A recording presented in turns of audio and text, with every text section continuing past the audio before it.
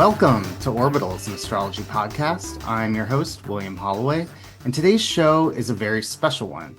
Astrologer Travis Black is my guest, and we are going to be discussing the metaphysics and astrology of Twin Peaks. Travis, welcome. Hi, William. Nice to be here. Thanks for being here. I'm super excited to be having this conversation. I wanted to have you on as I am someone who considers David Lynch and Twin Peaks part of my origin story, as I think a lot of people who grew up interested in esoteric things. But you have a much more direct line to the show and to the whole Twin Peaks universe. So I'd love to hear about where it all started with you. Twin Peaks, for many, is something they chose or found or discovered. It landed on me. I didn't have a choice with Twin Peaks. It really came to, near where I lived when I was growing up. And we were going to the diner one morning and they were closed because they were filming. So we were there the very first day of filming and they were filming at the diner, the pilot episode. I remember we got there and there was a camera in the middle of the street and they're trying to get a shot of the street light that you see a lot in the pilot where it's like green, yellow, red. That stoplight was actually right in front of the diner. And that was the very first shot Twin Peaks ever filmed. Amazing. And I was right there when they were rolling that. And then How old were you we again? Sorry, not to interrupt, but how old were you at that time? 9, Okay. just a kid. Yeah. And I think I was able to go and hang out on the set and run around and ask questions because I was a kid. Had I been some 15-year-old or adult, I don't think I don't think that would have been as cute, right? Right. But I was this kid running around asking questions and I was really interested in what they were doing and why. And I didn't know who Lynch was or even what movies were. I didn't never thought about it, right? And I was the cameras, it was all very intoxicating, this stuff and how it looked and what was going on and kind of glamorous and everything, even though it's still very much a low budget production. But yeah, Peggy Lipton took me under her wing and kind of kept me from running around everywhere. She played Norma and she was kind of like just holding on to me. I remember her hands on my shoulders, just like turning me around and telling me where to go. And we stayed in touch. We formed a little friendship then, and I kept in touch with a lot of people over the years, and some of them helped me get my first jobs working in film in LA many years later.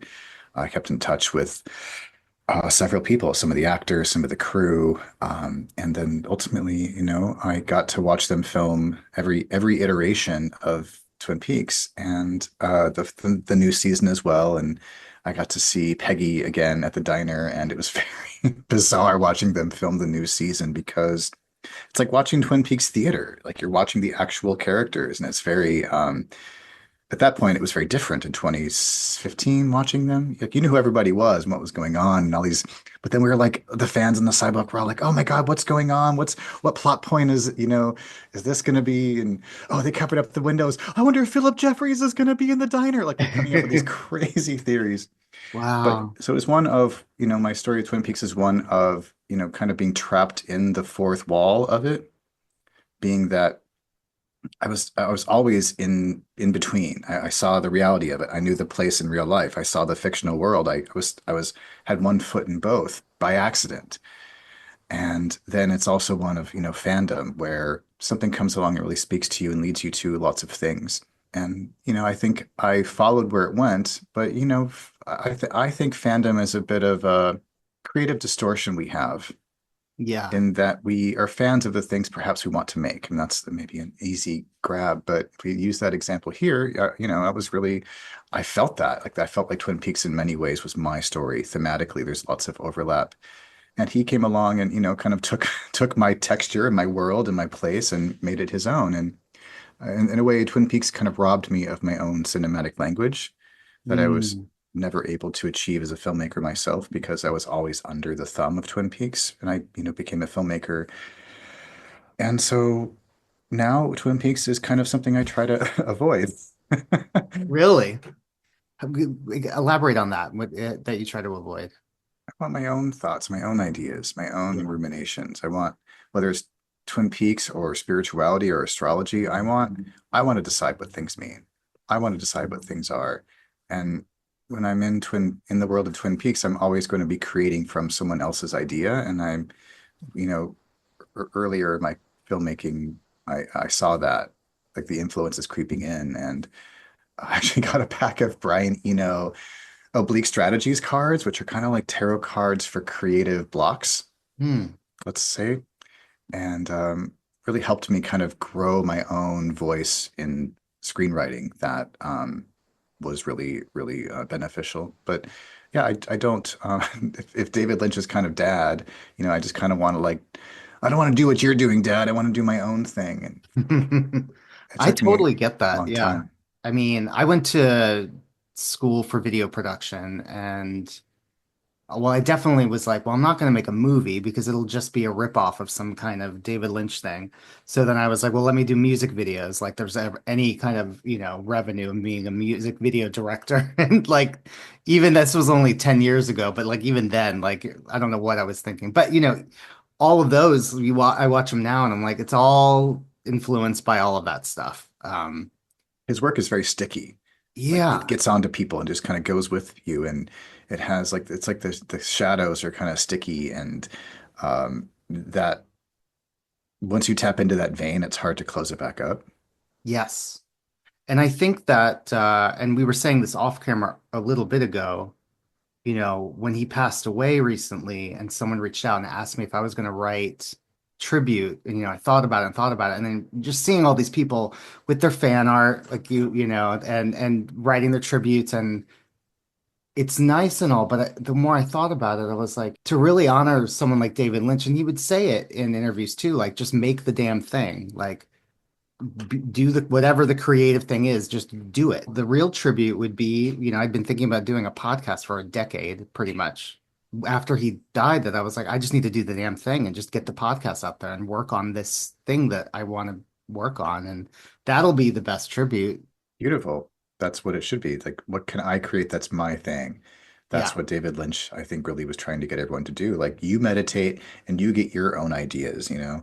And I think he really was frustrated by a lot of the mm, stasis and stagnancy of the fandom that they didn't kind of go off and do their thing. I don't know. I wonder.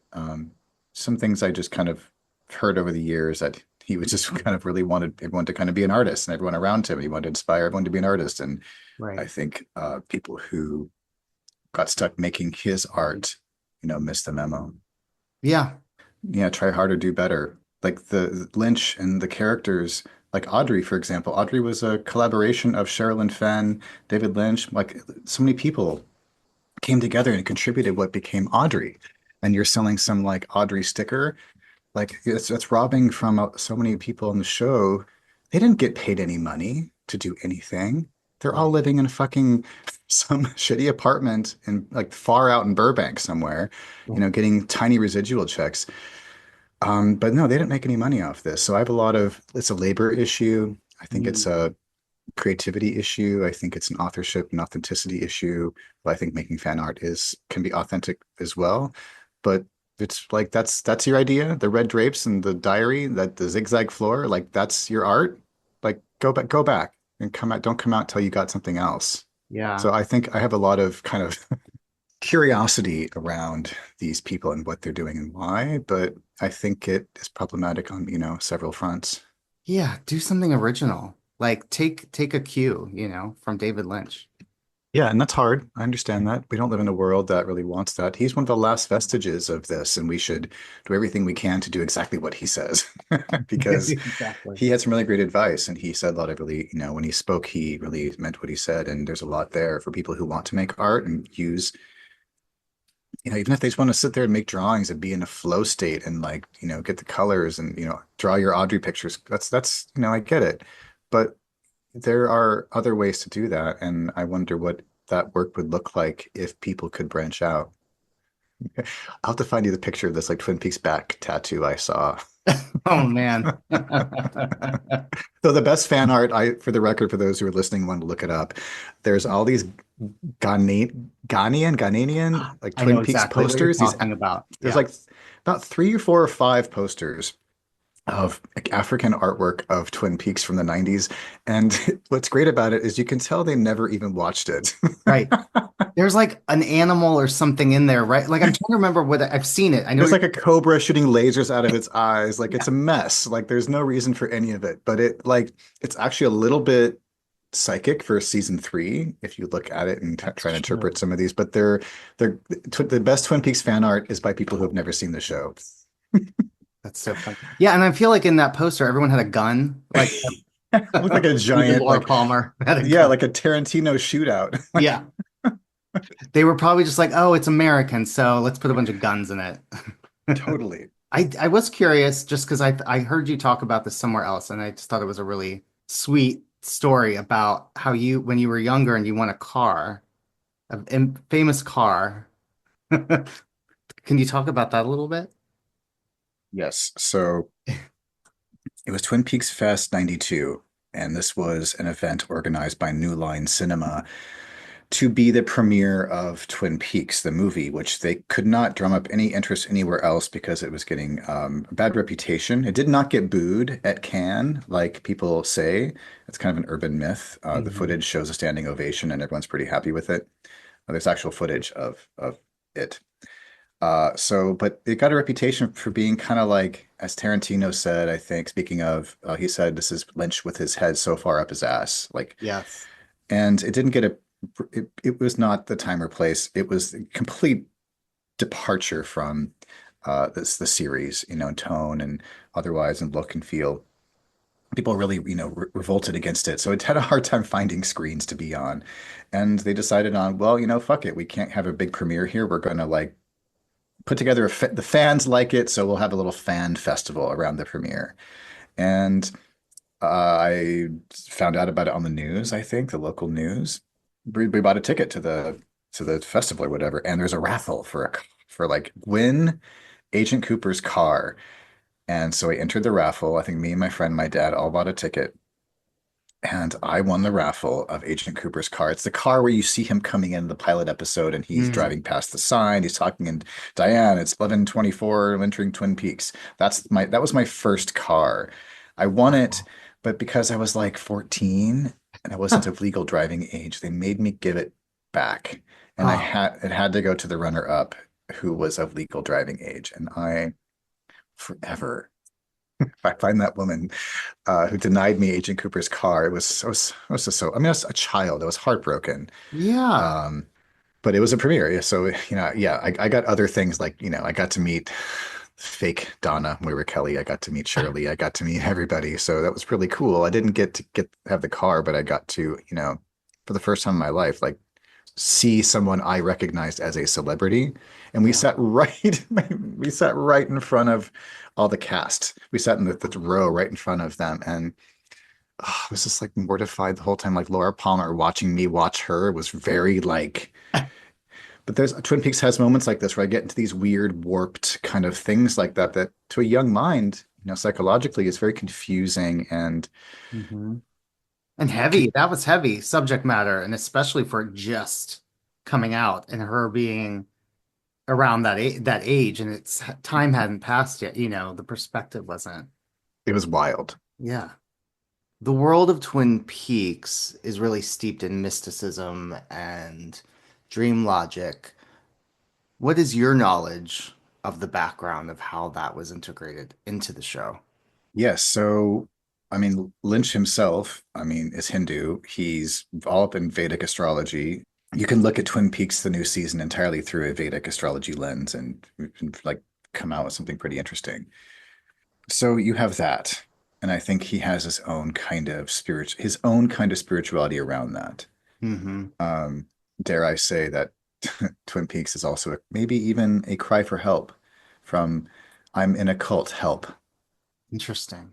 That's something I thought of. That it's his coded way of seeking help from the organization that kind of runs the meditation he was a part of.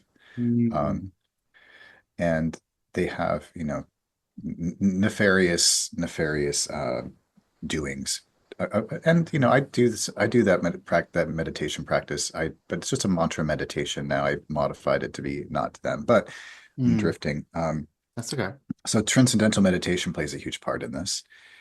And that process, you look at the red room, those chairs, that's a transcendental meditation center like arrangement when you go to get your mantra and your initiation. That's what the chairs are. Beyond that, what Lynch has for spirituality, we really don't know. Right. What I've described there is as much as I've been able to extract over these decades. Okay. Mark Frost comes with a theosophical kind of Aleister Crowley, Ancient Aliens vibe. Yes. So he has kind of more the conspiracy thing, but like, you know, why people believe conspiracy is not necessarily like the conspiracy itself. So that's kind of Mark Frost's angle, and he's interested in kind of the basic 20th century lodge occultism, things Mhm. like Golden Dawn, Thelema, etc. Yeah. So he's interested in those as an intellectual pursuit, like occultism as like something you read about. He's not a practitioner, as far Right. as I know. He's into Yeah, I don't baseball. believe he is. He's like Right. baseball guy. Right. Yeah. So he's the TV writer and Lynch is the cinema like Bouillon cube. So between the two of them, that's the creative thing. But we're not here to talk about their creative stuff.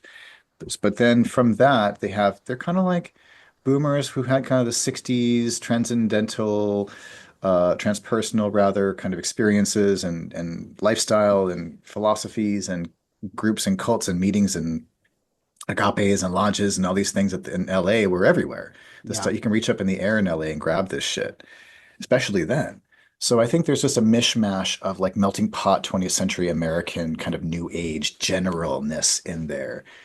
And at the time, astrology was really big when it came out. We just wrapped up the 80s where astrology was kind of like a given that just Hmm. the president and his Reagan Right. and Nancy Reagan were using it. It was just like a thing. It was real. It was in the air. And in Seattle, where I'm from, there was like there were four astrology bookstores at one point. The writers that ended up kind of taking the reins of the show after everyone kind of set it up creatively and kind of felt like it was running on its own and could do well.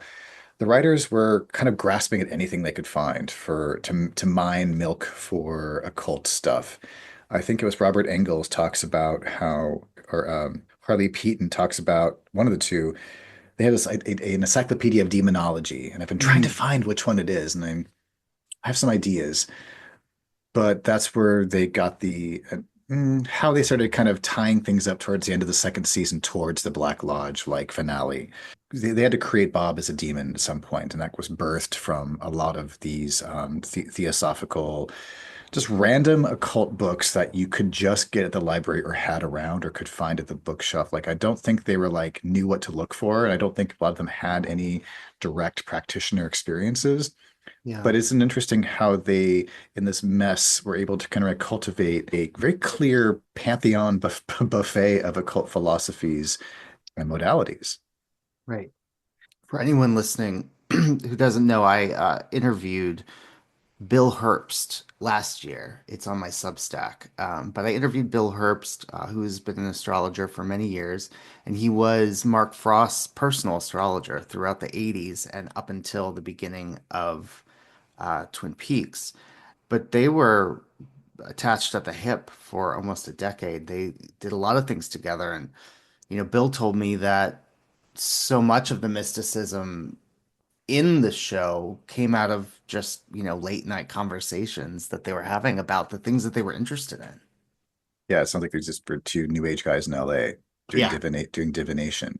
yeah, exactly. Yeah, and I think it's also yes, and there is ostensibly some Tibetan Buddhism in there, but every time they go towards like Native American philosophy or other things, it tends to be something else. What they start are actually quoting or kind of doing is they're giving theosophy, the great doctrine. So when you hear Native American philosophy in Twin Peaks, when you get into any kind of philosophical thing that you know says to be something else, it's probably from theosophy. Just And it's worth noting that planetary magic plays the plot point for the second season in terms of when opening a portal, right?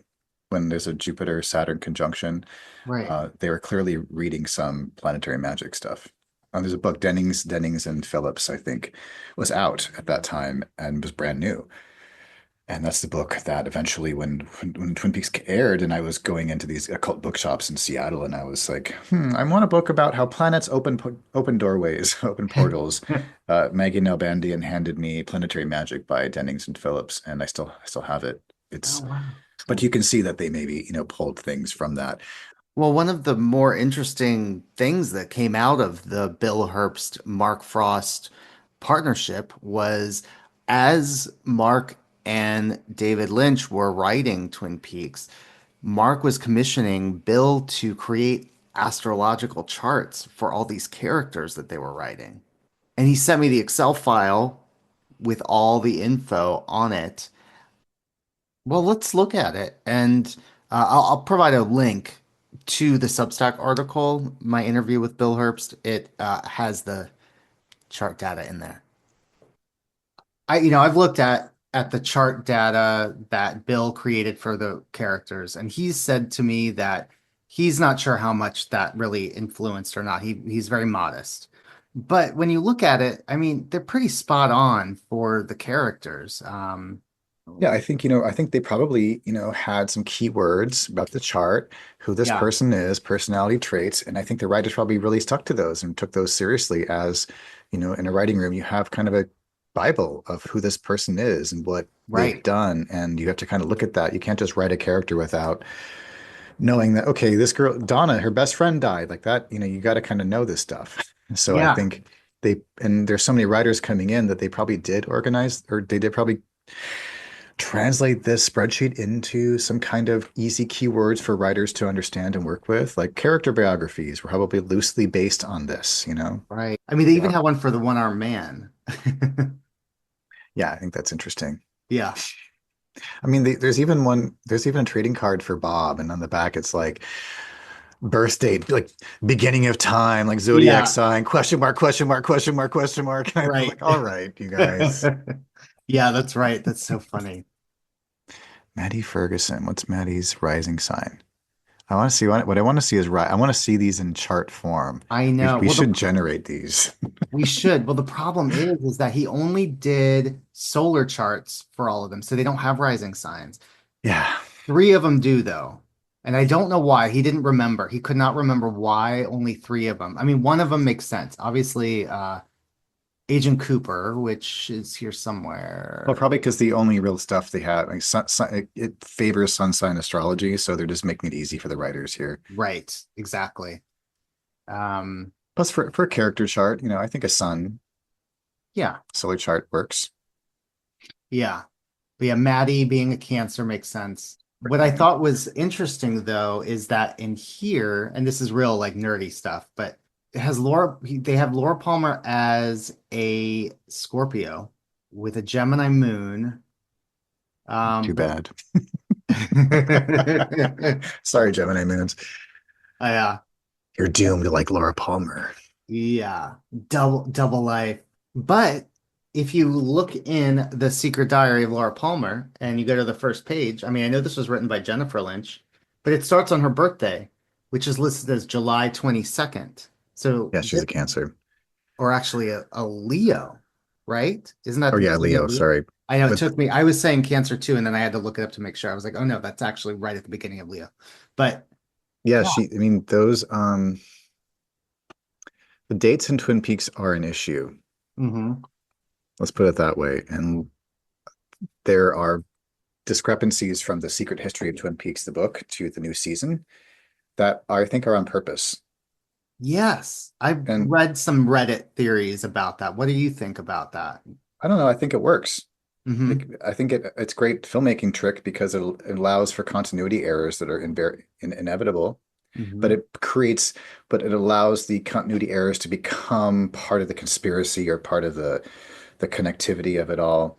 Right. Like for example, like it works that Moira Kelly was cast as the new Donna in the movie. Maybe that's a different timeline with maybe she's Will Hayward's actual daughter, and in the series that's Ben Horn's daughter. Like maybe we're just kind of we slipped into a different layer of Twin Peaks. And I think, Lynch regarding the dates and everything, I don't think they're important and that they match up. This R- these the cards aren't considered canon, but Right. Laura's diary is. So those are the hierarchy of things. And I think he says it. He gives clues very sparingly, but when he does, I think we should listen. And there was one time in the Festival Disruption 2016 Festival Disruption, he goes on stage, Lynch, and in front of the theater, and everyone's cheering and everything, and he's like, "Do you want to hear a secret about the new Twin Peaks?" And everyone's erupting because he's filming it at that moment. He's in the middle of filming it, and then someone runs out on stage and whispers in his ear or something. He's like, "Oh, we're out of time. Good night." I love it. But that's a clue. We're out of time. Oh. He was giving us a secret about the new Twin Peaks.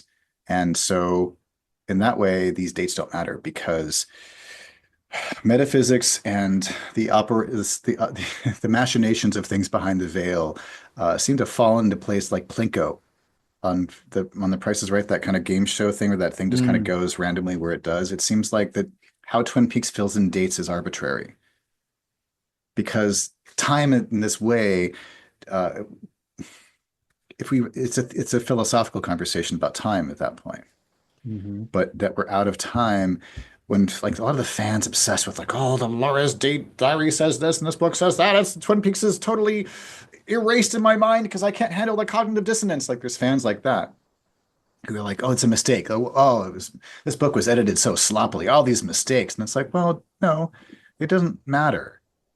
They don't matter, Doesn't and matter. they're interesting how they conflict. Like the Audrey's date of returning home is different in one book and the other. Like Laura in one book goes missing, in the other, in reality, she's been murdered. Like these are things that they're planting on purpose and are interesting. So that how the dates match up and don't match up, it's kind of like what I say about numerology. If you want to go crazy really fast, get into numerology Yeah. because there's just kind of nothing there. Interesting. Okay. Yeah, I think numerology, it's an easy way to get hung up on things. It may interest us to move on from that to deeper waters. Okay. I like that. I would like to look at these charts at some point and Yeah. like kind of talk about them and but no, I think perhaps even one thing that's interesting about this is I bet the actors had access to this information Mm. because the mess of directors, every episode had a different director, and I bet you the writers or the actors could go to the writers' room and access these things, and probably were made for a dual purpose for the writers to use and for the act. This is actual content that you produce internally for backstory for productions like this. So I wonder that. But I don't know. I think we should get one of the actors that's in this list on your show and talk to them. Let's talk to Sherilyn Fenn. Oh my I God, I would love feel to. I just started following her on Blue Sky. I'm gonna reach out. Why not? And then if she says yes, we are gonna do it. One thing I think would be interesting to talk about is William Kiesel. He is Ouroboros Press. He's the one who put a copy of the Picatrix in Austin Coppock's hands. Oh. He did a great presentation for 22 teachings on the occult symbolism of Lynch's work. It's called like the Blue Rose, something, something. It's a lecture he did, and it's really in depth for all the stuff that we're talking about. And he kind of goes into even more excruciating occult detail about things. Okay. It may interest you and your listeners to look that up or put that in the show notes. Okay. Absolutely. Thank you. How do you think the legacy of Twin Peaks will transform over time? I wonder. I think, I mean, to most people now, anything made more than 2 weeks ago is ancient history and should never be watched and is outdated and whatever. I think Twin Peaks will just be a buried treasure that people can dig up and find once in a while. And I don't think cinema in general has a legacy at all. People don't want that, Yeah. quite clearly. They don't want that. And so, but there'll be people who come along who want that and they'll find their way to that little thing and that box set or that link or whatever. And then there it'll be, but it'll be a specialty item for Yeah. specialty people who have specialty interests, who have found their way to it by accident or came across an image and Google searched it and, retroactively found their way into this. But it's going to be, so Twin Peaks is a thing you have to work hard to discover. Yeah. And I'm a little different. It kind of landed on me Yeah. like a ton of bricks. Yeah. But it discovered me. But Twin Peaks is something you have to go to. you have to engage in. You can't be on your phone when you're watching it. You have to kind of read all the books. You got to look at all the things. There's 50 plus hours of material here in books, and it's fragmented. It's very Hmm. fragmented. So it's different. It can't age well because it's not set up to. Like Mulholland Drive, very enclosed, very spherical, very tight. It's going to age very well. Twin Peaks will be hard because people won't really know what to do with the format of it. Yeah. And there's been often, even to this day, there's issues of the seasons and movies being separate from each other, and there's no cohesive way to watch it. I think it Yeah. can fall to the wayside because of its fragmented, fractured format, which just kind of is a great poetic way to imagine Twin Peaks aging. Yeah. Lynch was making cinema for that cinematic experience. You look away from Twin Peaks for a minute, you're going to be lost. Even Yeah. if you're watching the whole time, you're lost, but you're going to miss an important clue or a throwaway comment, and those things really add up when you're paying attention in Twin Peaks. They're really cumulative. And that's why the end of the season, the new season was so thrilling for me because I was absorbing all of it as we were going. And I was on the edge of my fucking seat in the last like minute. Um, Me too. I picked up what they were throwing down.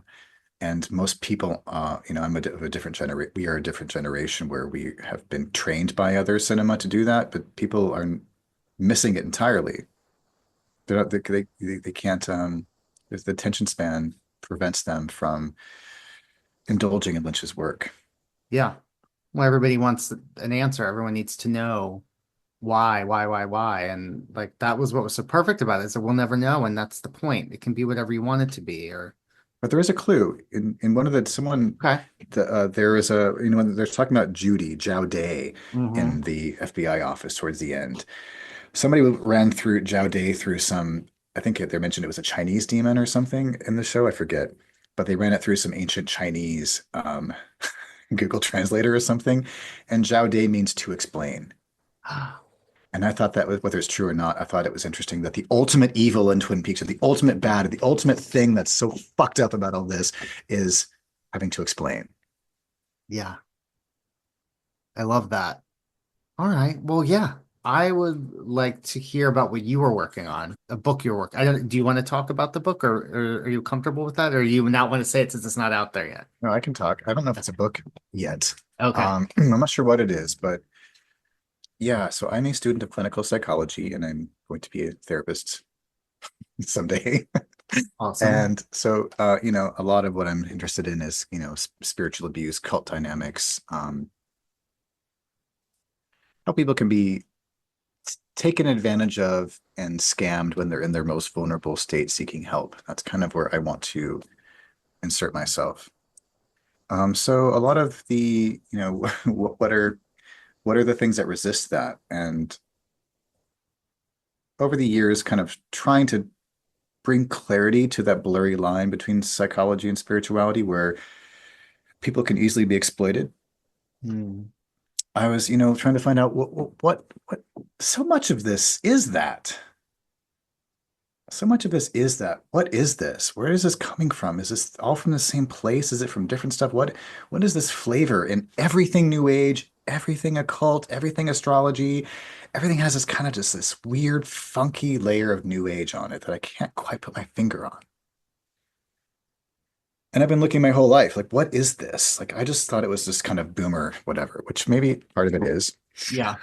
There's And definitely flavors of that for sure. I think there's a lot of misuse. Mm.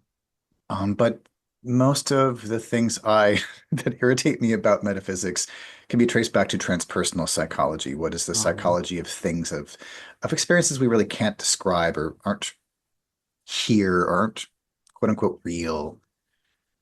What are these other experiences we have? Near-death experiences, peak spiritual states, enlightenment. And they wanted to kind of give an answer to it. Like, how do we, create a therapeutic container with these things? And so transpersonal psychology is the thing that connects all of these things in the way that they continue to make people who are vulnerable suffer more because you can make it whatever you want. Let's say it's transpersonal. It's literally it's changing, but there's no empirical data at all. It's all anecdotal. Well, my mom took this herb for her son in the sixth house, and na na na na na. Okay, well, that's nice. Did it work? No. Okay. I was led to this kind of work trying to understand what's wrong with what's wrong with spirituality. Why is this? Why are people getting so scammed? Why are people so scammy? Why is everyone such a fucking asshole in this world now? Yeah. You take a, one astrology class and you're fucking offering up, a series of workshops on your TikTok, like that kind of shit. I think the occult and astrology is dangerous. I don't think it should be in anyone's hands. I think we should, my partner likes to say we should take the sages at their word and like this, we should not have these books being accessible to everybody. And I agree. I think they do a lot more danger than help. And transpersonal psychology kind of just brings in the danger all at once. I was in a cult of transpersonal psychology when I was a child. I was put into a cult where they essentially made a spirituality out of transpersonal psychology. Mm. And so I have, I have a bit of an inside look at that. Yeah. And I didn't know what that was at the time. And I didn't really start reading about the cults until a few years ago when Mars was retrograde in Gemini. And I was started to read about my cult for the first time, and I was just kind of horrified. And I was like, but what is this? What are they doing? Where's this coming from? Where is this? What is this philosophy? I couldn't like, because into them, like they'd say, here's a Hindu practice, but it was a Sufi thing we were doing. Oh, here's a Buddhist thing, but it's actually some Celtic thing. Like, it was just a mess. I had no idea what was what after Yeah. that. And that's transpersonal stuff for you, is it just confuses all of it. It exploits people, spiritual needs and everyday needs. And it has a way of leading people deeper into psychosis and deeper into suffering and making most of their, problems worse, further distorting, cognitive things. Cognitive distortions can really, fester in transpersonal therapies. And I bring all this up because there isn't one part of astrology that transpersonal psychology hasn't touched. Mm. To me, anything transpersonal psychology touches is invalidated because it's too exploitable. There's too much bad you can do with it over the good, I think.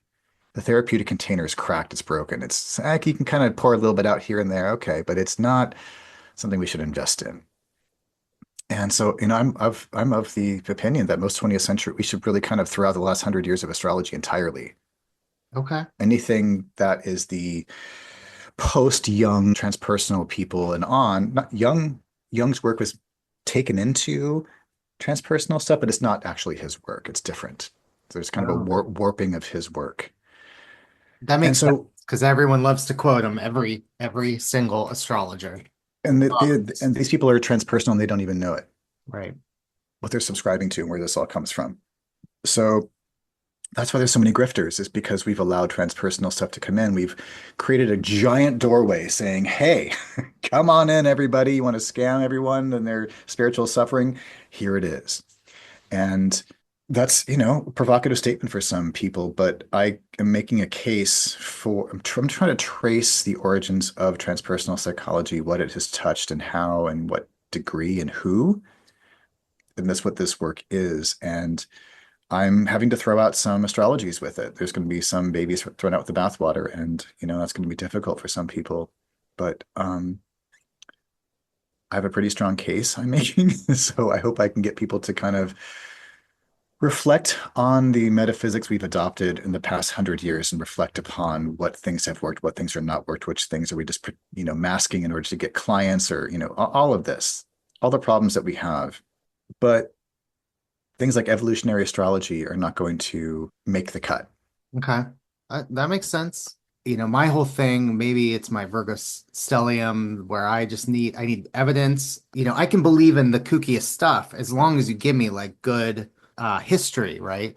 So I always was drawn more to like Hellenistic because it seemed like there's an answer for most things, whereas modern and like evolutionary astrology, it feels like it just is because someone said it is. Like, where did this come from? Like, I don't know. That's There's a lot of intuiting, a lot of channels, and right. intuitions where things go wrong in our automatic processing. And I don't trust anyone's intuition because it's an easy place to get colonized, and other people's things can come through intuition. So I don't know. I'm more interested in teaching people logic and reason at this point because that's one way to counter, like cult deprogramming. logic Hmm. and reason, independent thinking, critical thinking. Giving some people some of those skills really easily can uncover, the victim blaming of parts of evolutionary astrology, transpersonal anything. And so, yes, traditional astrology can traditional astrology is great, but it has some other problems too about Yeah, I'm the sure. kind of fatalism of it all. And Yeah, that's a bad planet, this is a good planet, and all those things. That's a different yeah, conversation. But I think in my experience, there's been better, accurate, useful on the ground help from traditional astrology. And I think that's what's really important with these things. Be kooky, get into this stuff. It's fine, but not as an intervention.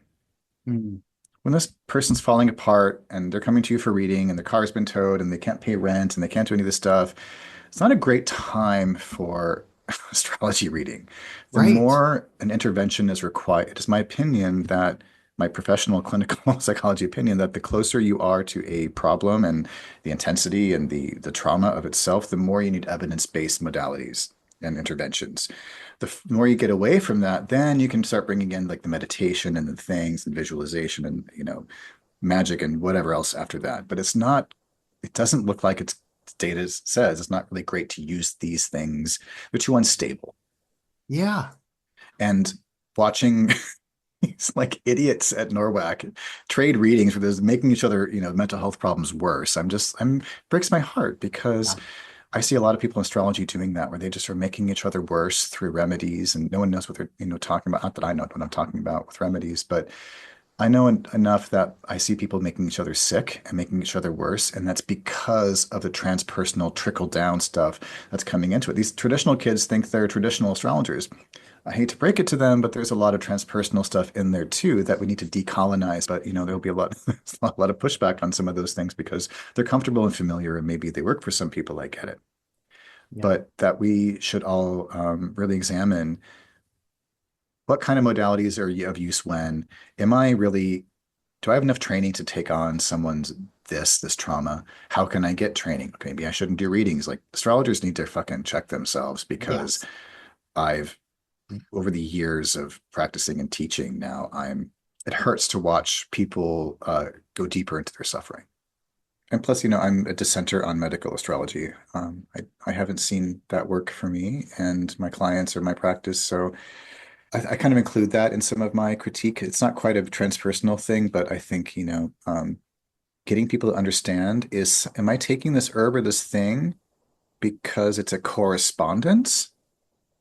Or am I taking this thing because of the phytochemical properties and the active ingredients in this? Nobody even knows that. If you Yeah, go to any remedy person, if they can't answer that question, run. yeah. I I think mean, that's really, really important as we move through things and try other things to know, what, where these things are drawing their power from. yeah. Plus, like, I knew somebody who went to school for herbal medicine, and this shit is hard. Like, you don't just learn it from getting a book at the library. Like, it's science. If you're going to be prescribing plant medicine, like, you have to know what you're doing. You can't just be like, oh, I'm an astrologer. Oh, this, Yeah, whatever. this is a Mars herb. Like, take this. It's Yeah. like, well, actually, you have diabetes. That's gonna inflame your kidney. Like all, these things people don't know because you need to be a chemist to be an herbalist. Yes. Yeah. It's Literally. not. It is complicated stuff. So, Yeah, that's the problem is that stuff makes people sick. It makes people psychotic. It makes people, it gives people IBS, whatever it is. Everyone's sick all the time when they're treating each other with these things. Um, listen to what's going on and start somewhere else. Those things, are nice last resorts. I have a spectrum of things, of modalities I offer for immediate interventions like trigger point therapy on down, to how am I going to cope this year after the loss of my mother? Like there are different modalities for different things. And as a Mercury and Gemini person, I encourage people to become a generalist. I think Rob Hand says somewhere, people become specialists that you know more and more about less and less that sooner or later you know a whole lot about nothing. And good I point. I think astrologers need to be generalists in some degree, and but to note that being a generalist means you're limited in certain ways. Yes. This is not about telling your future or predicting like specific events are going to happen. We're talking about themes. Uh, and keeping it general, I think is how it should be. I think it's That's great. It's like I think one approach to doing that is getting them to talk. yes, Oh, Mars is the principle of irritation, aggression, war, courage, and then it's in your seventh house of relationships. I don't know how might those things be related for you? Like I get them right. to like, I'm not going to tell them what it is. I want them to kind of get the pieces from their life, and that's according to psychological science. That's the right way to go about it. Is we want to get them to talk as much as possible. What do you think, Mars means? What do you think? Here's if this, this, and this. What do you think a couple more keywords might be? It's getting them to participate in the reading as much as possible. As much as possible, because if they don't, it doesn't, it really is a participation and it's a conversation and they're getting it from themselves. You're just helping them pull it out, right? Like I'm not there to be a fortune teller. I'm just there to like point out some symbolism that helps them put the things together. And that's where real change comes from and real realizations. Us tell and otherwise we're entertaining them. Yeah. But that's a valid form of fortune telling is a thing. Sometimes I just go to get like, okay, should I apply to this grad school? And I go to get a reading, and it's kind of like, no. It's kind of like, well, okay, I'll consider that. But do I ultimately move with that decision? I don't know. It depends. But it's another opinion I can consider. Yeah. Um, but if people aren't able to articulate that, some people just can't. They don't know really why they're there because they're so stressed or upset, right? We don't always know.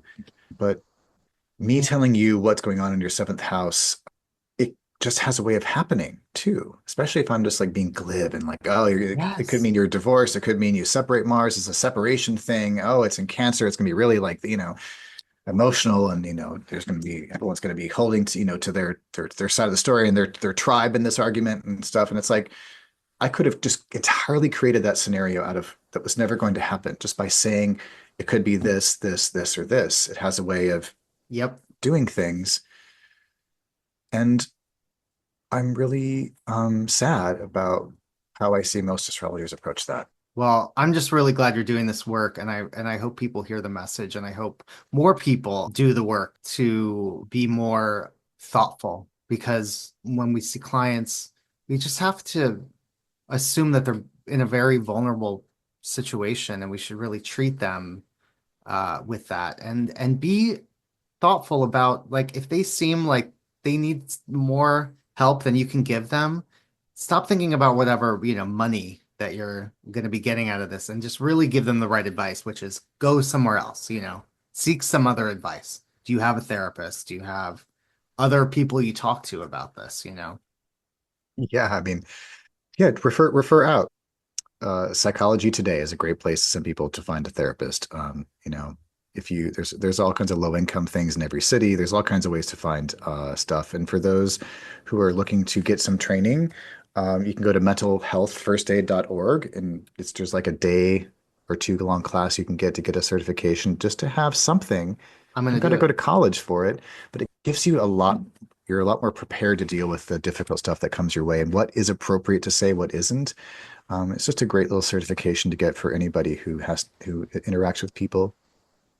I'm going to do it. Thank you. And Yeah, whoever's listening, if you're an astrologer, you should do it too, at the very least.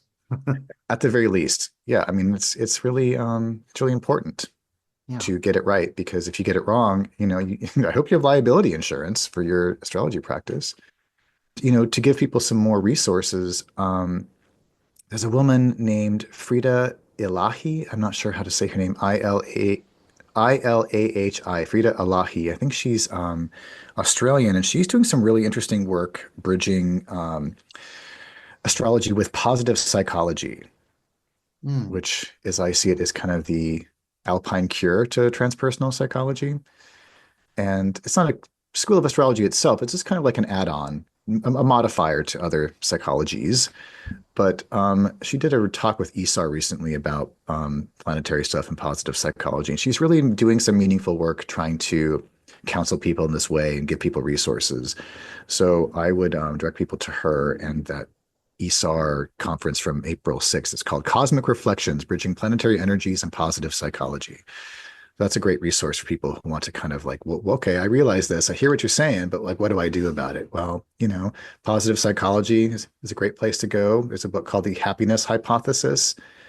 And, that and the mental health first aid should be a great thing. That should get people, thinking and hopefully getting some skills and to deepen your practice and deepen your work to be a, better provider. Yes, I love it. Thank you for all of that. That was super fascinating and very important. And I hope that people, especially astrologers, look into the mentalhealthfirstaid.org. All these things will be linked below. Now, why don't you talk about your practice while I pull up the Wheel of Fate? Yeah, I do astrology with no bullshit. So if you want, someone who's studying clinical psychology to kind of look at things and, not not make things worse for you, I can at least promise that. Um, but yeah, primarily traditional Hellenistic to medieval Arabic is kind of my area. But I come from modern astrology first, and that's where I got my start.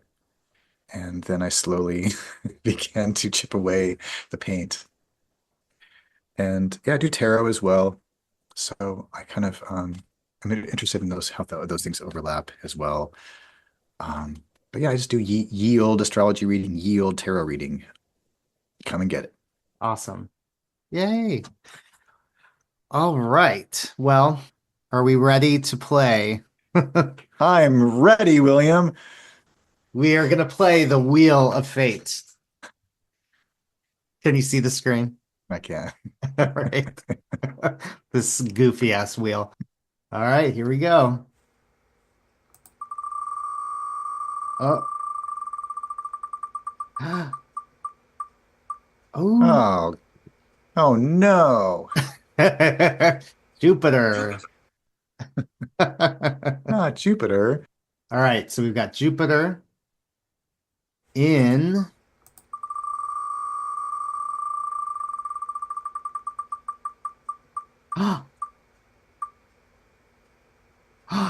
Oh, Jupiter in Scorpio. Ooh, interesting. Yeah. I don't know. I think of, hidden, hidden figures. I watched that movie the other night, Hidden Figures. People are Oh, really kind yeah. of trying to really lift this space program off the ground and expand NASA. But there are these kind of obscured, obscured figures toiling in the shadows and in the background, kind of just plugging away at this work while, we didn't know they even existed. So I think that I just thought of that movie for some reason.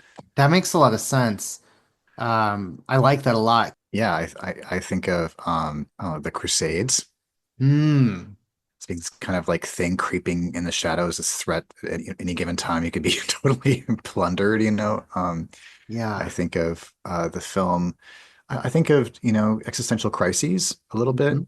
like this Bergman film, Winter Light, about a priest who loses his religion and kind of just fights with God quietly in the empty church. Oh, I like that. Yeah, Or that was like pretty.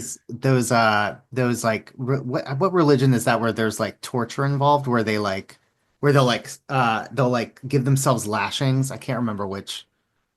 Yeah, it's like, is it Pentecostal? I think it's Pentecostal, yeah. Actually, it's the Roman Catholics. It's like that kind of like pain in the name of God kind of. I think that's a great pain in the name of God. It's a great Yeah. Jupiter Scorpio. You win the Wheel of Fate. Oh, we've never had a winner before. Oh, okay. We're all winners. With the Wheel of Fate, we're all winners. Hmm. It's like really going all in on like magic when you're like, we'll see where this goes. Yeah. I don't know what's Yeah. gonna happen. I'm just Or gonna like, try this and see what happens. Abyss, I think, is a good word for Jupiter in mm, Scorpio. it's a really good one. Abyss.